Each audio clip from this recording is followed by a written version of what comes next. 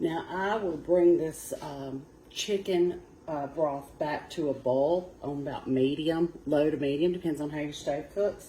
And I made that chicken last night.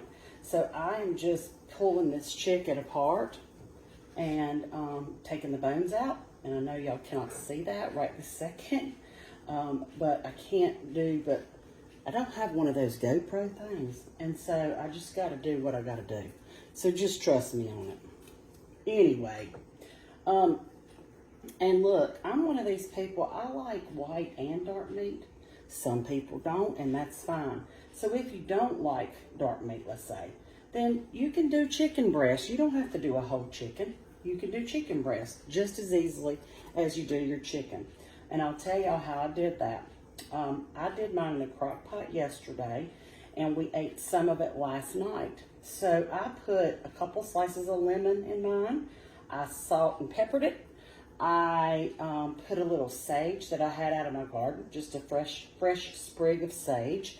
Salt, pepper, garlic powder, and onion powder.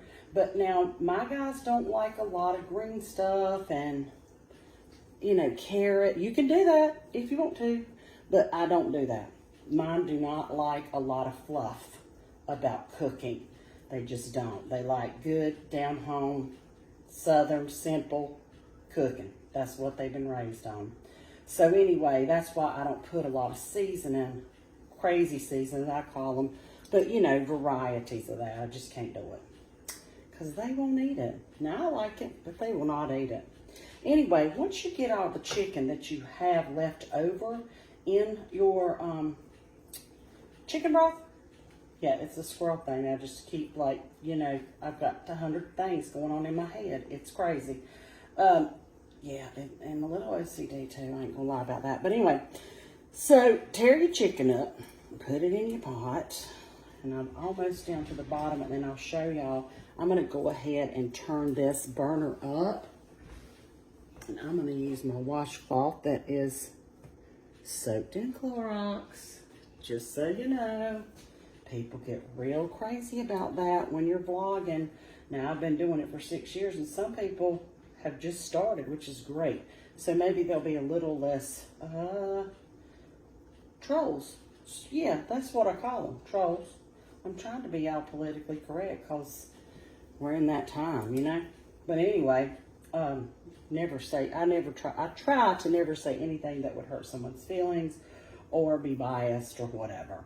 So anyway, not when I'm cooking anyway. Have to be truthful.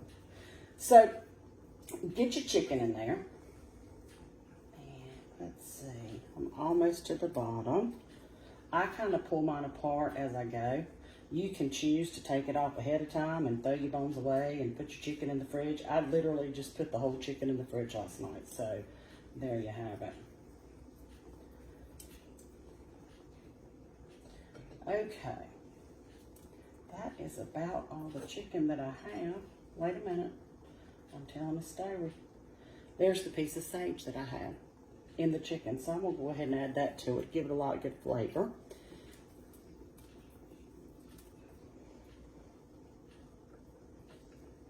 This is how I saw it. My mama used to do it, and I don't remember if my mama made homemade dumplings or not.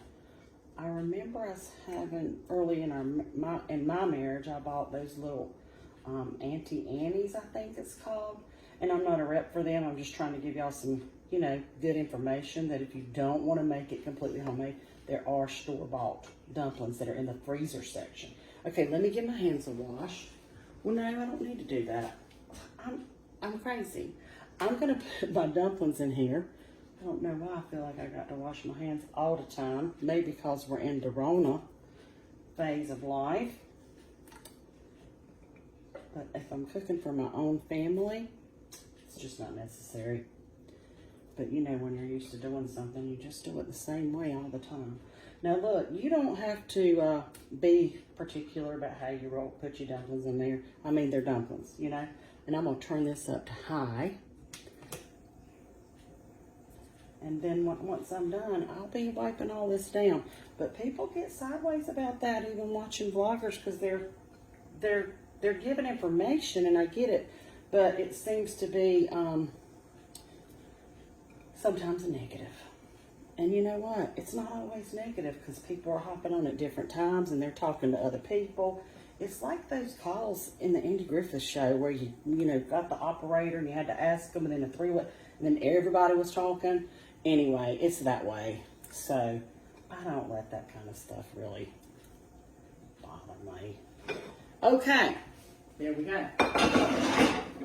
So that's how I do my chicken and dumplings. I will cook those until they kind of puff up a little bit, and then we'll be ready to eat.